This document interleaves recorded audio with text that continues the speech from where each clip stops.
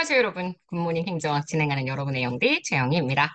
자, 우리 오늘은 행정의 변천부터 들어가려고 하고요. 제가 월요일 날 첫 번째 수업에 드렸었던 프린트에 12번 선지부터 좀 들어가려고 합니다. 우리 오늘 봐야 하는 선지가 한 20개 되고요. 페이지 수도 꽤 많습니다. 지금 페이지가 한 10페이지 넘게, 한 20페이지 가까이 봐야 되거든요. 좀 빠르게 진행을 해보도록 하겠습니다.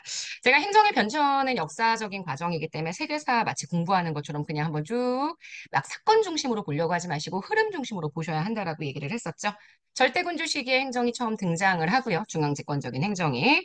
그다음 제가 근대 입법국가 시기, 현대 행정국가 시기 막 설명하면서 행정에 대한 이야기들을 쭉 진행을 했습니다. 그래서 여러분들 12번 선지는 바로 여기에요. 근대 입법국가에 대한 이야기를 하면서 제가 19세기 자유주의 국가 특징을 설명했죠. 일단 국민주권이라고 이야기하는 정치적인 체제가 성립을 했고 의회를 중심으로 하는 민주주의가 발달을 했습니다. 정치적으로 지금 보시는 국민 주권에 의해서 국민들의 대표에 의해서 움직여요. 게다가 지금 보시는 경제적으로 자유방임주의 이론의 영향을 받았기 때문에 정부의 간섭은 줄어야 한다. 이렇게 얘기를 했고요. 근데 입법국가의 행정적으로는 요거 꼭 보셔야 된다고 얘기했었죠. 정치적인 임용을 강조하는 역관주의. 그래서 입법부인 국회는 행정부에 대한 강력한 통제권을 행사하고 공직구조 역시 이 정치적 임용을 강조하는 역관주의에 의해서 지배된다. 이렇게 표현하죠. 자, 그래서 근대 입법국가 시기에는 행정이 큰 힘을 가지기가 어려웠다. 하지만 현대행정국가에 들어오면서요, 행정이 큰 힘을 가지게 된다라고 이야기했죠. 그래서 현대행정국가의 가장 큰 특징은 바로 정부의 적극적인 시장 개입이요. 지금 보시는 여기 14번 선지가요. 14번 선지가 여기에 딴 거예요. 국민들의 인간다운 생활에 책임지는 큰 정부는 정부의 적극적인 시장 개입을 강조한다. 이렇게 설명했습니다. 그래서 현대행정국가가 등장하게 됐던 계기였던 뉴딜 정책 제가 설명을 하면서요. 여기 한 번 더 15번 선지의 내용으로 정리를 했죠. 행정국가는 1930년대 경제 대공황을 극복하기 위한 뉴딜 정책부터 본격화되어서 존슨 행정부의 위대한 사회, 여기까지 빈칸을 썼어요. 위대한 사회 프로그램으로 점차 확산되었다라고 얘기를 했죠. 그래서 이때가 행정국가 시기라고 얘기를 했고요. 근데 행정국가 시기에 문제가 발생합니다. 정부 실패라는 문제가 발생을 했었어요. 그래서 특징, 한계 이렇게 두 가지를 다 정리하면서 제가 내용들을 진행을 했었죠. 자, 그 다음 신행정 국가가 출현을 합니다. 그래서 이 신행정 국가의 특징이 무엇이냐? 제가 요걸 가지고요. 지금 16번 선지를 만들었어요. 그래서 신행정 국가는 정부의 역할을 인정합니다. 하지만 정부의 역할을 인정하면서도 정부의 역할은 작아져야 한다. 그래서 작은 정부로의 개혁을 강조했다라고 이야기를 했죠. 제가 빈칸을 작은 애만 쳤네요. 자, 이렇게. 그래서 이렇게 해서 개혁에 대한 내용들을 쭉 설명하면서 하이에크, 프리드먼, 신행정 국가의 여러 가지 특징들, 뭐 이런 것들을 쭉 설명하면서 미국의 실제 대처나 레이건 정부의 시장 지향적인 행정 개혁에 영향을 준다는 얘기들을 설명을 드렸었습니다. 그래서 어떤 특징이 있었는지 설명하고요. 한눈에 보기, 요거 꼭 기억해야 되는 거 아시죠? 자, 그래서 기출선지 지금 보시면은요. 대공황 이후 케인즈주의, 루즈벨트 대통령의 뉴딜 정책은 잘 보이시나요? 네, 큰 정부관을 강조했고요. 영국의 대처리즘, 미국의 레이거노믹스, 작은 정부를 지향했습니다. 이렇게 선지가 나와요. 선지 자체의 OX를 파악한 다음 그중에서 사지선다를 골라주는 내용이기 때문에 기출선지가 어떻게 응용되고 있는지 진짜 별거 아닌 것 같은 사소한 요소지만 여러분 꼭 잘 정리해서 가져가셔야 합니다. 자, 이렇게 다 하고 난 다음에 정부관으로 들어갔습니다. 정부관에 대한 이야기하면서 자, 여기 나와 있죠. 우리가 크게 두 가지의 정부관 봤어요. 어떤 정부관 봤냐면 보수주의 정부관, 정부의 역할을 줄여야 한다. 정부는 시장에 개입하지 말아야 한다. 그래서 여기 지금 나와 있는 요거 가지고 제가 정리를 했습니다. 이게 지금 여러분 보시는 17번 선지죠. 17번. 보수주의 정부관은 자유시장의 장점에 대한 굳은 신념이 있기 때문에 정부의 개입이 필요 없다라고 생각합니다. 그래서 빈칸에 여기다 줬어요. 불신. 근데 그에 비해서 우리가 얘기하는 진보주의 정부관으로 한번 가볼까요? 진보주의 정부관은요, 인간의 합리성에는 오류가 있다. 그렇기 때문에 시장은 실패할 수 있다. 때문에 정부는 개입해야 한다. 이렇게 들어가죠. 그래서 우리가 지금 보는 17번 선지, 18번 선지, 18번 선지, 18번 선지 제가 여기에서 정리를 했거든요. 어디다 썼냐면은요. 진보주의 정부가는 인간이 오류를, 오류를 범할 수 있는 부족한 존재라고 전제합니다. 그래서 정부의 시장 개입이 필요하다라고 이야기를 했죠. 그래서 이 정부관에 관련된 선지 보시면 이렇게 나와 있죠. 진보주의 정부관에 따르면 정부에 대한 불신이 강하고 정부 실패를 우려한다. 진보주의 정부관은 정부에 대한 불신이 약합니다. 정부를 오히려 개입해야 하는 존재라고 생각하고요. 오히려 우리가 알고 있는 진보주의 정부관이 아니라 보수주의 정부관이 정부에 대한 불신이 강하죠. 그래서 정부의 개입이 가져오게 되는 문제, 시장 실패를, 아니, 정부 실패를 우려할 수 있습니다. 오케이.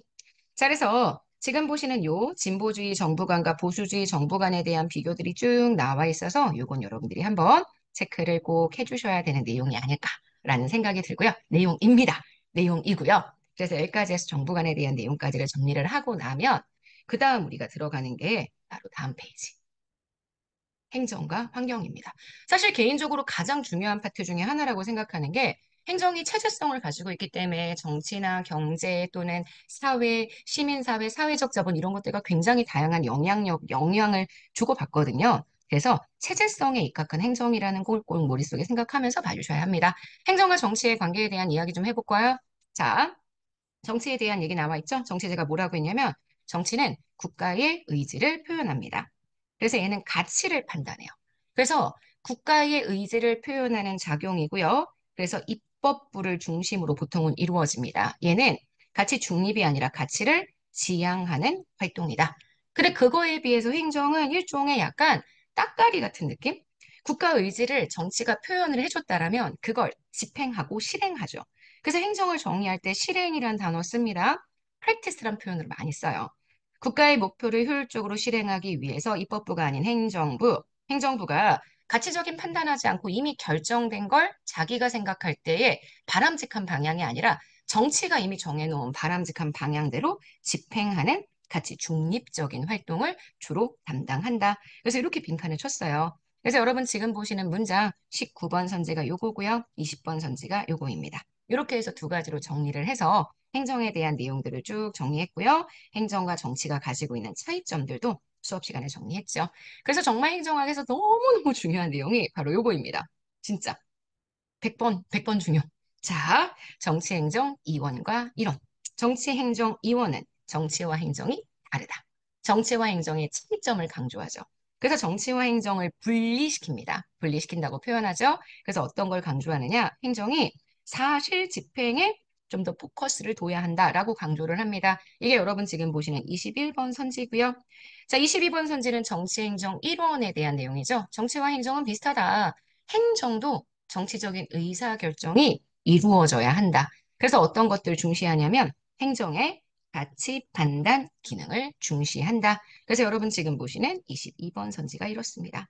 근데 입법국가 시기는 정치와 행정을 이원화시켰고요. 이원화시켰기 때문에 행정을 순수한 관리작용으로만 파악을 했죠. 여기 지금 보시는 것처럼 행정학 태동기에 대한 내용이 나와 있습니다. 여기 23번 선지의 바탕이에요. 행정학 태동기의 관점입니다. 행정은 정치적 성격이 없어야 합니다. 순수한 어떤 작용? 관리, 어드미니스트레이션만 해주는 작용으로 판단을 해줘야 하고요. 이런 것들이 등장하게 됐던 여러 가지 배경에 대한 설명을 드렸어요. 엽관주의라고 이야기하면서 관료들의 엽관주의 하에서 현재 엽관주의 하에서 관료들이 너무 뭔가 전문적이지 못하고 정치에 자꾸 영향을 받으니까 그런 것들이 문제다. 관료들은 행정국가에 대비하기 위해서 약간 전문적인 그런 능력을 가지고 있는 사람이어야 한다. 엽관주의 하에서 관료들의 전문성이 저하됐다라는 것, 공직 부패 등의 다양한 문제들이 발생을 했기 때문에 이걸 통해서 행정이 정치적인 역할을 너무 하지 말아야 한다는 얘기들이 나타나기 시작하죠. 그래서 역관주의 폐단으로 가페드 대통령이 암살당하고 제가 1883년 펜들턴법이 제정이 되면서 행정과 정치를 분리시키기 위한 다양한 시도가 나타나게 됐다. 이렇게 얘기했죠. 그래서 정치와 행정을 분리시키기 위한 진보주의, 나름 그 당시에는 진보주의적 개혁운동이 나타났다. 이렇게 표현해서 무려 빈칸을 제가 여기까지 채웠습니다. 그래서 그런 역사적인 배경들을 제가 쭉 설명하면서 이 펜들턴법에 관련된 내용들을 쭉 이야기를 했었고요. 그래서 고정기 행정학의 태동, 헤드턴법을 만들었던 윌슨에 대한 이야기하면서 특징, 대표적인 학자, 윌, 화, 귤, 굿, 윌슨, 화이트, 귤릭, 굿너 이런 학자들에 대한 이야기들을 진행을 했습니다. 자, 그러다가 다시 정치행정 1원이 되게 됐었던 계기에 대해서 제가 이야기를 했던 것 같아요. 그 전에 여기 기출선지 윌슨은 정치행정 그래서 이원론을 주장했던 대표적인 학자이다 이렇게 얘기할 수 있고요. 정치행정 이원론은 정치가 의사결정의 영역이고 행정은 개입하면 안 됩니다. 결정된 내용을 단순히 집행한다고 봤기 때문에 맞는 선지가 됩니다. 다음 페이지 볼까요? 자, 그러면 정치행정 1원에 대한 얘기가 쭉 들어가 있네요. 정치행정 1원이 등장하게 됐었던 제일 중요한 것 현대 행정국가 시기 바로 세계 경제대공황 또는 세계대공황 이렇게 들어가야 합니다. 경기 침체를 해결하기 위해선 정부가 어떻게 해야 하느냐? 적극적인 시장 개입을 해야만 합니다. 그래서 적극적인이라고 표현했어요. 그죠? 적극적 시장 개입이 나타나는 행정국가 이념이 대두됐다. 그래서 행정국가 제가 이렇게 빈칸 3개를 가지고 내용들을 정리를 했죠.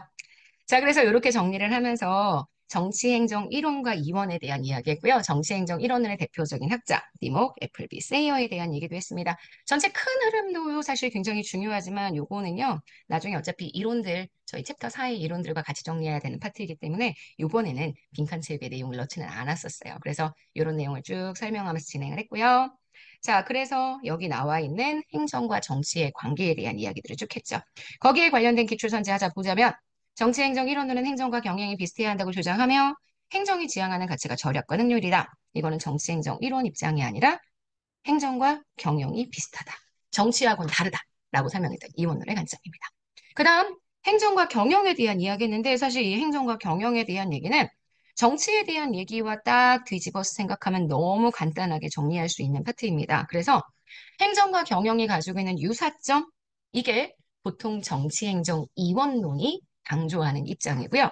행정과 경영의 차이점, 이게 보통 정치행정 이원론이 강조하는 내용들입니다. 그래서 이 타이틀을 한번 써봤어요. 어떤 게 차이점이냐?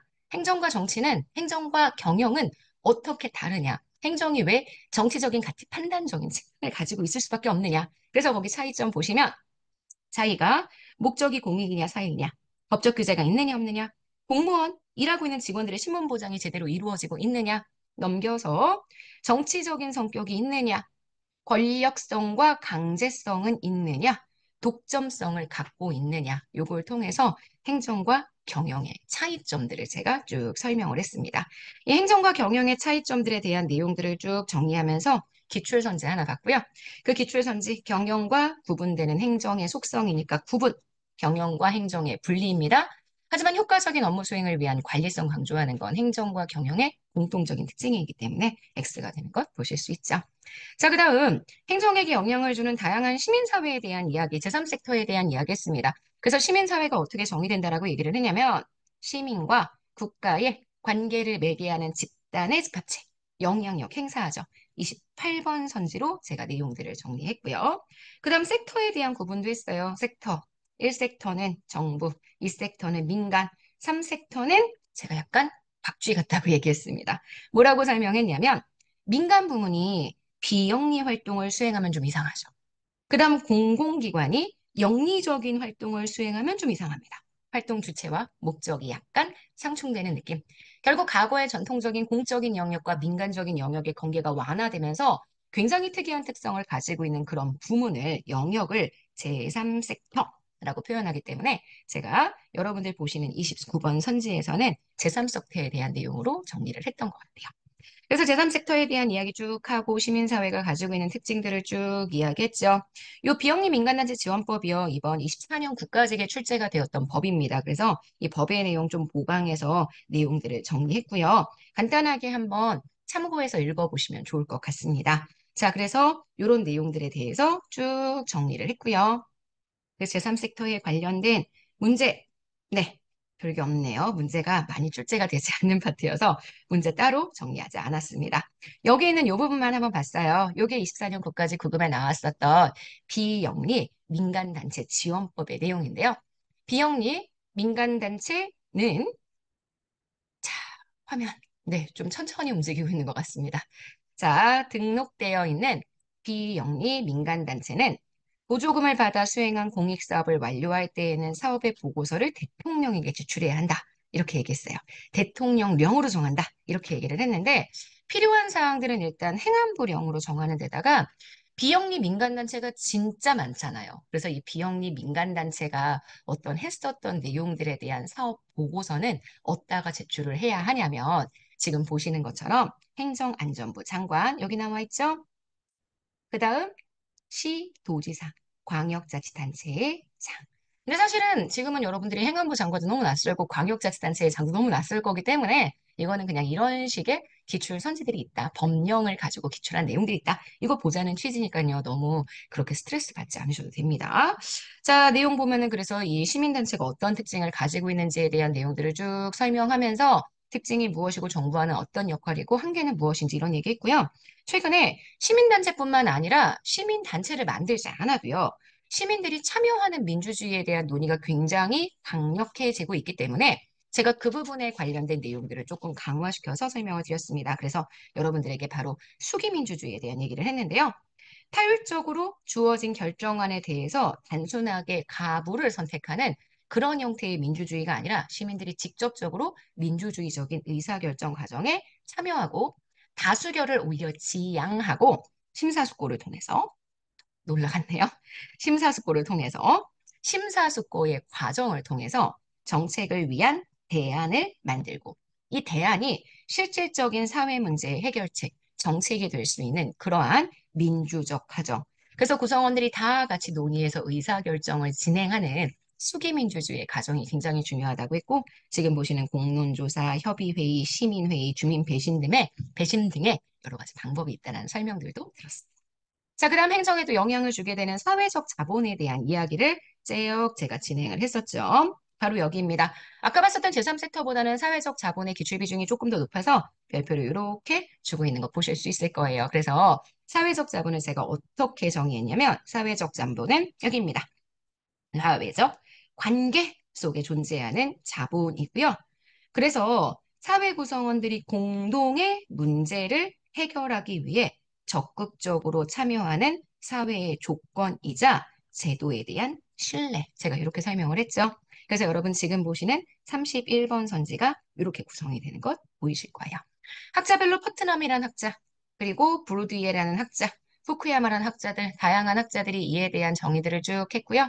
그래서 마지막에 사회적 자본의 특징들을 제가 설명을 하면서요. 사회적 자본은 실제로 경제적인 가치가 있다라고 이야기를 했었죠. 그래서 여기 지금 보시는 여기 내용들을 쭉 보시면 특징, 그다음 효용 이렇게 얘기하면서 가장 마지막에 여기 있는 내용을 마지막 선지로 골라봤습니다. 사회적 자본은 실제 경제적 자본은 아니지만 얘가 실질적인 경제적 가치가 있다.